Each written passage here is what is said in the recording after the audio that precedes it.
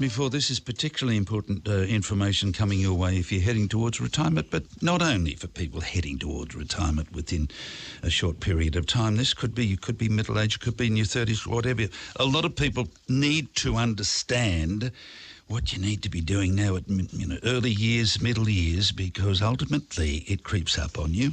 And the earlier you start, the happier you're going to be when that day comes where you're walking out with your gold watch or whatever. Now, I've got Paul Horn on the line. Paul's the certified financial planner you're going to hear from Fowlers. And we're going to talk about, for example, at what age you can claim the age pension, access superannuation. There's an interesting one because a whole lot of people think, you got to wait till you stop work. Not necessarily. There are other tricky ones here too.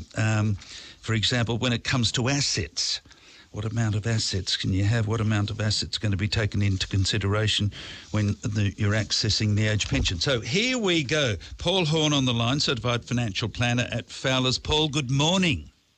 G'day, John. Good morning. I'm glad we're getting around to these points because these are red hot, aren't they? And a whole lot of people are out of touch. And there are changes from time to time too, like when the age at which you're going to have access to these funds. Can I just ask first up, at what age can you actually claim the age pension?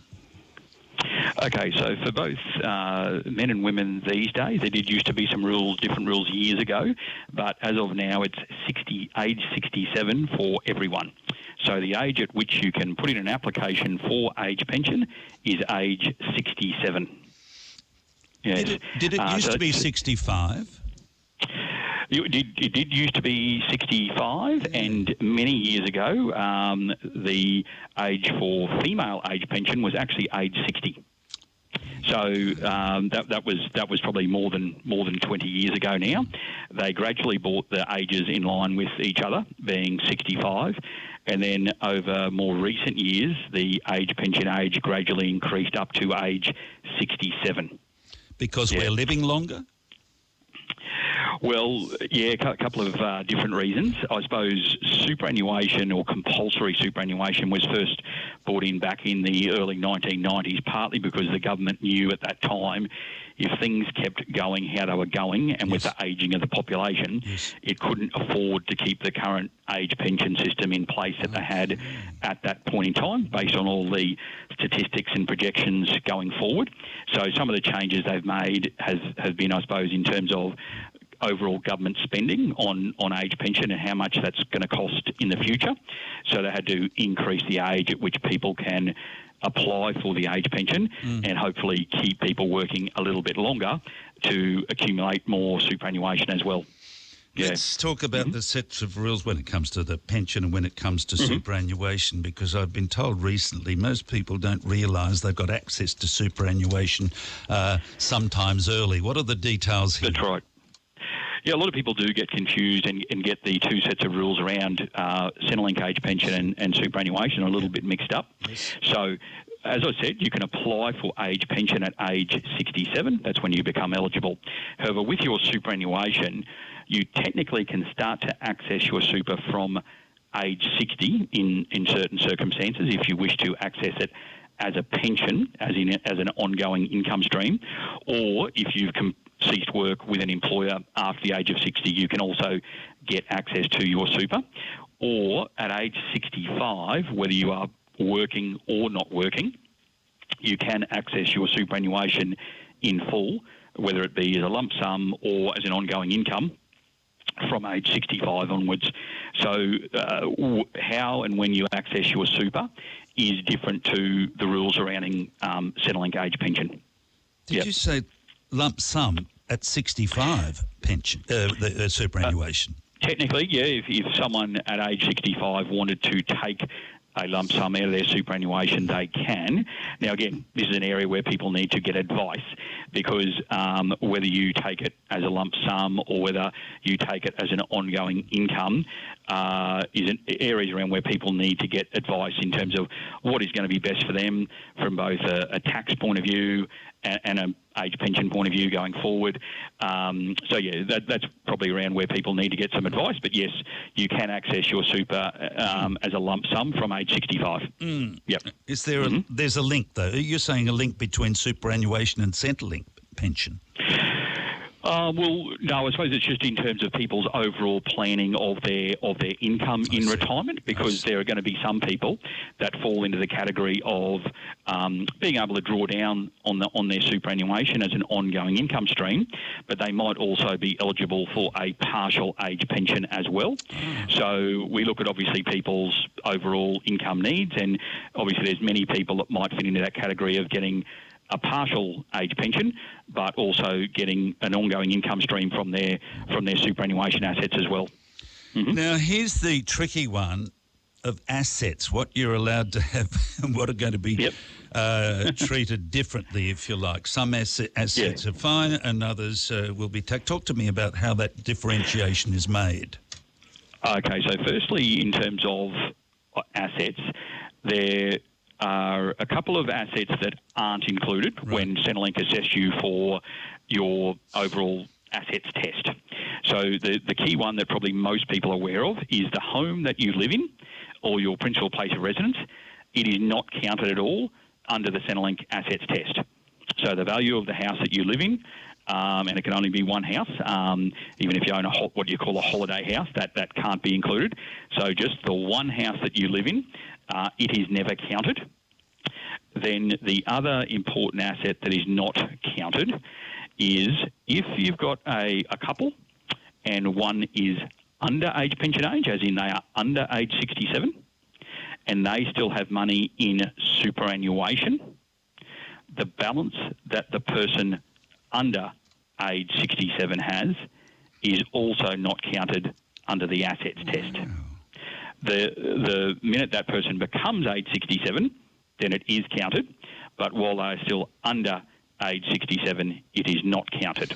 So they're two of the big exemptions that do exist under the assets test. Now, every other asset that someone owns, so whether it's money in the bank or shares or again, super and pension assets for anyone above age 67, then it's all counted. So sometimes people think, Centrelink count assets differently, as in my money in the bank is treated differently to, say, some shares that I own or something like that. Yeah. That's incorrect. Centrelink just look at the value of everything else you have the same. It's all counted the same. Yep.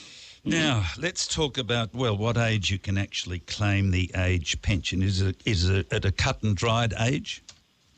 Yeah, so it's at that age of 67. So you can apply and put in an application a little bit early, as in before you reach age 67. Right. But the date at which they will start paying you the age pension will be from age 67 onwards. Yeah, so it's definitely that age. Now, you say, for example, if you had two houses, they'll take the value of the house you live in, but you can't, the holiday house, as you put it. Wouldn't it be wise for somebody realising that time's coming up to sell the holiday house, combine it with the value of the house that you're living in, which you'll sell too, and then you buy a super big house, and it wouldn't be accessible to the tax man?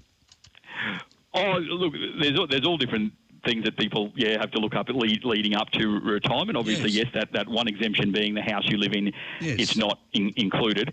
But I suppose the thing you've also got to then weigh up is what is the overall level of income that you actually need to have in retirement. So Centrelink, the Centrelink pension isn't a lot of money for a single age pensioner. It's $1,116 per fortnight, and for a pensioner couple, if they're getting full age pension, it's $841.40 per fortnight each. So those on full age pension, it's not a lot of money. So when you're looking at your other assets that you have that might be able to contribute to your income, so something like, say, the example we said there before about a holiday home, probably the more important thing to look at is not so much, whether it's counted or not counted, but more so how are these other assets also going to produce income for me in retirement, because you definitely shouldn't be just relying on age pension because it's not a lot of money.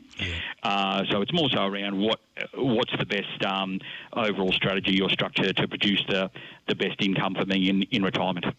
Now, the question of part-time work in retirement, what's the law say? Yeah, a lot of people get a little bit confused here too, that they're very worried about earning additional income in retirement from a bit of part-time or casual work. Yes. But in fact, it can be a good thing because under the rules at the moment, a single age pensioner can earn employment income of up to $13,000 per annum, and it's not assessed against them at all for their age pension, as in their age pension does not decrease at all. And for a couple, the couple could earn up to employment income of up to $24,960 per annum. Yeah. And again, it is not assessed against them in terms of their age pension does not decrease. So we always say to people, if you'd like to keep doing a little bit of part-time work or a bit of casual work and you enjoy doing it, then by all means, it gives you a bit of extra income in retirement, and it doesn't actually decrease the age pension that you're receiving up to those levels. Here's an interesting piece of advice before we wind up, and that is, don't compare yourself and your pension, etc., and your little bit of income mowing lawns or what. Don't compare what you're getting with your next door neighbours. No, the reason we often say that is it's a very, very common question that we get when we're dealing with people who might be applying for the age pension or already on the age pension, that obviously people tend to talk to each other, whether it's their friends or their neighbours or whatever.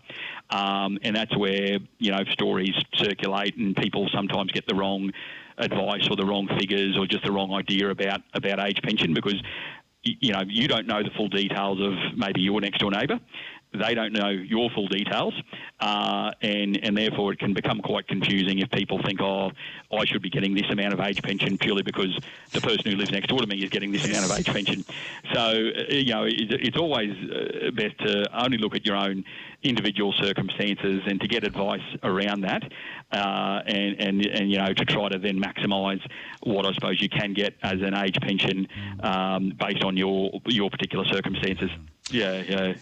This is critically important information. It really is. By the way, Paul, for an update on all this information or retirement planning or whatever, how do people find you?